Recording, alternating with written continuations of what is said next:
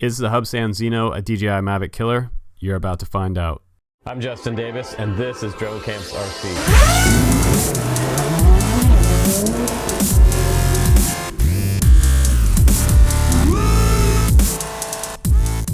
What's up, guys? Welcome back to the channel. Today we're going to check out the HUBSAN ZINO versus the DJI Mavic Pro. 4K on both of these drones, and there are some big differences between the two I'm going to let you know about in this review.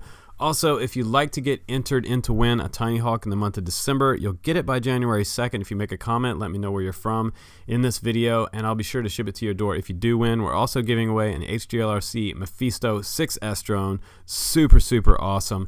Let's go ahead and jump right into this showdown today. We have the Mavic on the left, the ZINO on the right. They look strikingly similar, almost exactly the same size. We're going to give you a little bit of size comparison. We're going to show you differences between the 3-axis gimbal and the 4K video. The transmitters look strikingly similar as well. There's obviously some inspiration here from HUBSAN to the Mavic. Now you can see a top view of both of these. The antennas both do fold down, and they both have wheels. A gimbal wheel there and a camera button. You also have your video button on the right-hand side for the ZINO. And the sticks feel more plasticky than the DJI Mavic, where they feel really kind of more like metal. Both of the antennas do stick out just like this, and you're going to get a good transmission from both of these drones. There are some similarities and some differences that we're going to talk about from the side here. And from the very front, you have the return to home button on the left and your power button there. You have a pause button right here, which is also convenient. You have record video button here, your gimbal wheel, and you have your camera button over here for photos. And you have an optional wheel for something like aperture if you choose to add it there. You have your return to home button here on the ZINO, power button in the middle, and your auto takeoff and land button there, and your normal and your sport mode switch right here. So you can take it in and out of GPS and fly twice as fast as it does in GPS. Sport mode buttons on the side there. I like it in the middle though, I think. You also have your cable on the side for your iPhone. They include several different versions in here for Android and iPhone. Now, one thing to be concerned about is the battery life and how much they cost. This one's cheaper, but the Mavic also has the smart indicator on it, which I like a lot. This one does not on the ZINO, so that's a little bit of a difference there. The ZINO battery, 23 minutes advertised, 17 real world, 27 there, and 22 to 21 real world good conditions. Both have 3-axis stabilized 4K cameras, and this one is getting 3840 by 2160 at 30 frames per second for the ZINO. That's not actually too bad for around $400, and it looks strikingly similar top and bottom. Let's go ahead and do some comparison between the two in size. Now, you might find it interesting that both of the props are virtually the same length. This one has a little wider cord than the Mavic Pro, and look at this. This is some difference here. Notice this is a plastic motor bell. The one on the Mavic has a metal motor bell, so a big difference there. You have quick release prop there, and you have 2 screws there. So a big difference on taking your props on and off. You want to make sure that your props are tight before your first flight. Now check this out on the front as well. There's no type of optical avoidance. This one does have optical avoidance in the front, and it does have the ultrasonic sensors on the bottom, along with the optical flow. So this is a big difference for coming close to the ground to land. You don't have any of that on the ZINO, so be prepared when you come close to the ground. It's not going to avoid the surface that you're flying over. Check out the LEDs on the bottom. I really like that. The Mavic does not have that. It has one in the back and the center, but this one doesn't have one in the center. This one does. And also, again, you have that intelligent battery on the Mavic, which is super nice. But look at the stance of both of these. See how that one sits on the ground? The ZINO is kind of flush with the ground on the motors, and the motors actually sit up off the ground. Some might prefer that. In the front, they're virtually the same height, and over across the middle. Your SD card does go in right here. You want to set that down and go ahead and open up the X HUBSAN app and enter in 1, 2, 3, 4, 5, 6, 7, 8 and connect to the Wi-Fi. And the biggest difference between this drone and the Mavic is this one is a Wi-Fi transmission on board. The Mavic Pro and the Mavic 2 have OcuSync on board, so very different video transmission systems. The DJI is going to be faster. It's not going to have as much lag, but I did not see a lot of lag in my flight test, which is really good news for you guys, because that is really a big bother when you're trying to film 4K and you have a lot of lag coming back to your device. So the first thing we're going to do is we're going to test out all the axes here. We're going to go forward, backwards, left, and right, and we're going to go up, down, test out the throttle, see how that feels. It feels pretty good. It looks stable in the air. It has a nice, decent hover. Just going to play around with the yaw. Yaw is on the left button, and it's going to make you spin around in a circle. You can take a little selfie there if you want to. I just want to spin it around again one more time, and this is feeling pretty good. I think this is one thing that's going to concern you, is that there are no obstacle avoidance, so you can walk right up to this drone and touch it if you want to. Now let's go ahead and spin it out around, and let's press record here. Let me get this going in a straight line for you, and let's just show you this full screen so you can see this 4K video coming from the Zino in real time. This is what this video is all about, and I was very excited. I've been super excited once I've seen the Zino come out on the HUBSAN website from the very beginning. I really wanted to have this drone in my shop and fly it for you guys out in this beautiful field.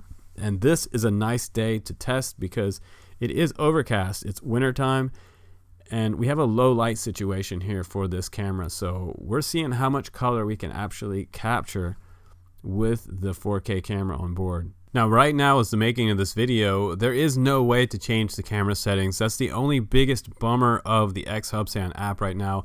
I've been told by HUBSAN that they're going to update that. They're going to bring that feature to the Zino. So sit back and wait. Probably in the first part of 2019, we'll see that upgrade come. It'll be a firmware update. You might be able to update it with the included USB cable, kind of like how they did with the DJI Phantom series.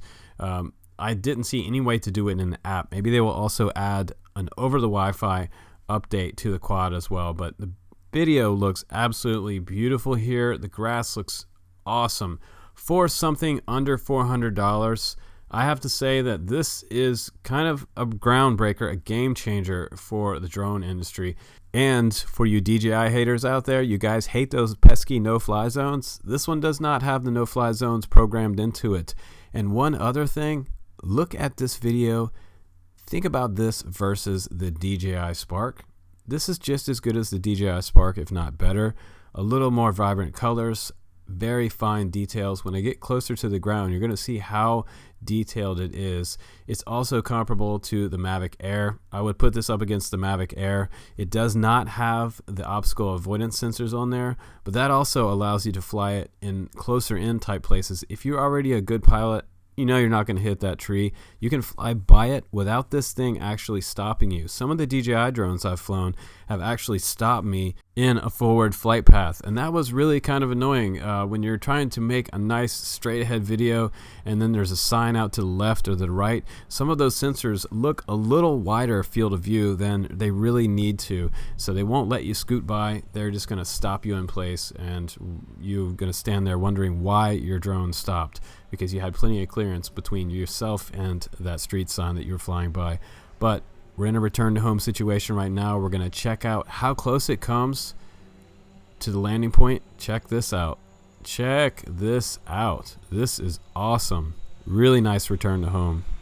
That was impressive because anywhere inside a 10-foot radius from the home point is a really good return to home compass calibration. The drone is performing as it is advertised to do. If it flies outside a 10-foot radius of the home point, you know that your compass is a little wonky and maybe there's too much cloud cover, but today there's quite a bit of cloud cover and we're doing really well with the Zino. So I'm pretty impressed with the return to home feature and the 4K video. But let's go ahead now and let's do some comparison of the Zino versus the DJI Mavic Pro. Okay, so now you can see a side-by-side comparison. Almost looks like the aperture for the stock setting on the HUBSAN Zino is wider, letting more light in, a little more color saturation adjustment for the stock setting as well.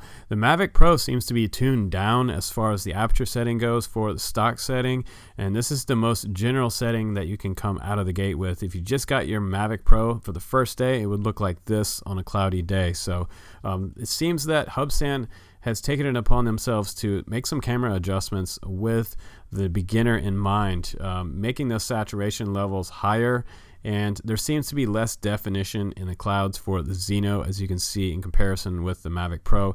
I see a little more definition, some grays. It seems like the Zino has a little more whited out type of look to it, where the whites get really hot.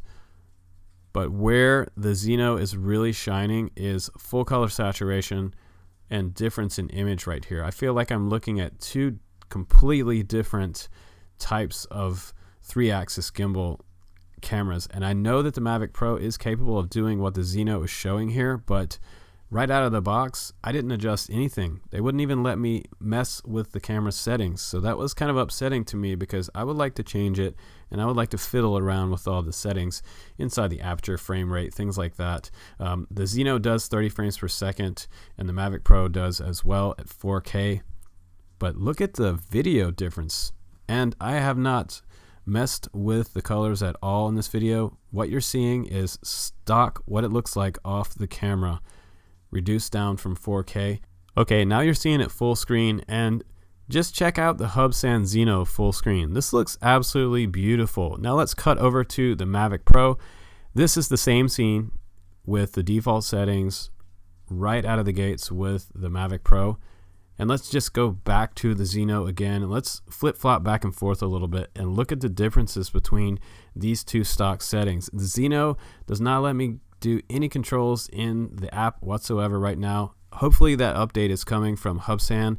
They're going to let us fiddle with these because this will make this closer to a more professional drone. Like the Mavic Pro, a lot of professionals use this one because they can go in and adjust the things like the ISO, the aperture, and they're able to change the color settings, the white balance and brightness and contrast, things like that for professional use. But back to the Zino. For the new guys, not having to touch any of that stuff is actually pretty cool.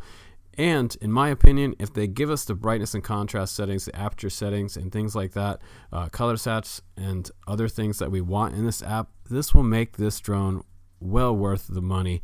Now back to the Mavic Pro. Look at this. This looks kind of muddy right here. And this is not my favorite shot from the day, but it was super overcast and cloudy. This drone does really well in a low light situation, but as does the Zino. So we're coming in for a return to home landing here, and I want to show you guys the difference between the return to home on the Mavic Pro versus the Zino. And here I am coming in for a landing with the DJI Mavic Pro, and it said unsuitable landing zone, so I had to force it to land, but this is directly where it was hovering over, and that's as close as it got.